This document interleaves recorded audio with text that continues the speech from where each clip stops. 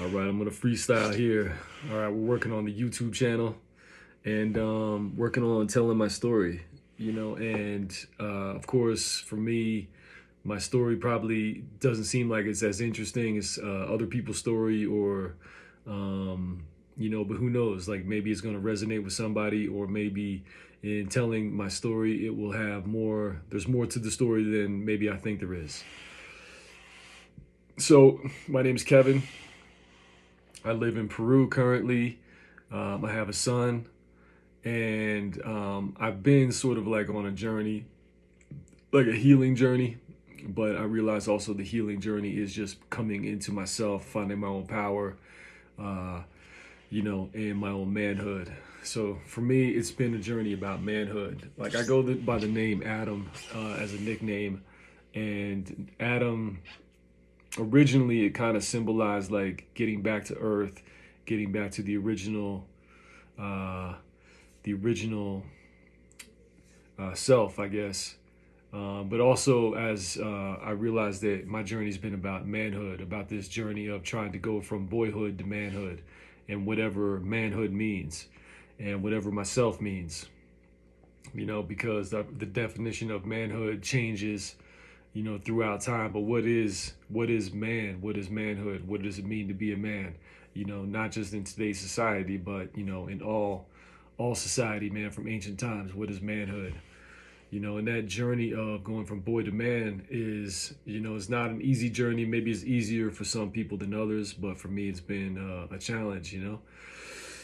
And I'm still on the journey, still even discovering what it means, what manhood means, and who I am. It's like a search for identity, and it's a search for manhood.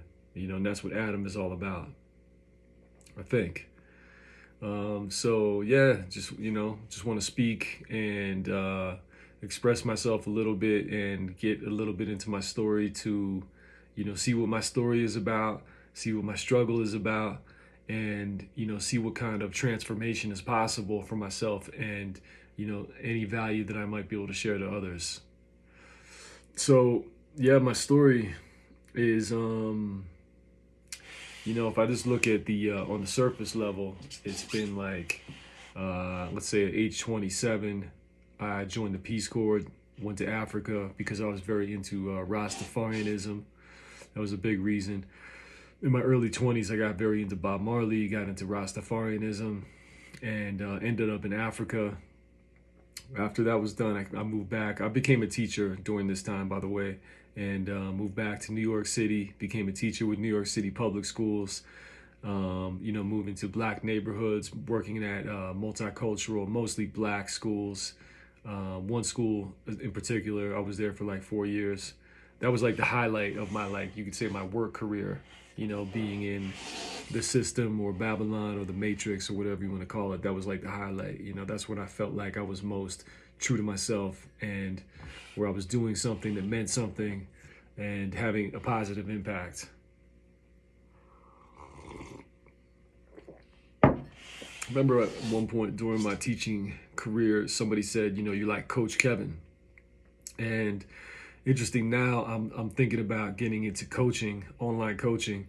And who knows, maybe there is a part of me that is like, has like this potential to be a coach, and maybe this teaching skills that I have, a teaching experience, can be translated into being a coach. But of course, like, I'm trying to build myself up now first, to become somebody who can coach others,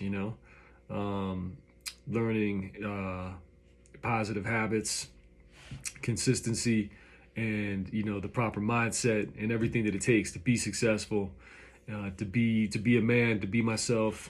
All these things are related, obviously. So back to the teaching thing. I was teaching, and then after that, I kind of got sidetracked, got my MBA, was thinking I wanted to get into business. That's a whole nother story. And then I ended up getting a job which wasn't a good fit. And then, I hit the wall with the whole Babylon thing, the Matrix thing, the resume thing, and ended up here in South America being like, okay, well, something's got to change. And so I've been down here for a few years, have a son here, and that's where I'm at right now. So this is just the beginning of my story, and I'm just going to keep telling my story, to see, what it's about, and see what the struggle is, what the conflict is, and then, keep working towards a solution. All right, Rastafari. Thanks for listening. I'm just going to keep these to 5 minutes for now, and we'll keep talking.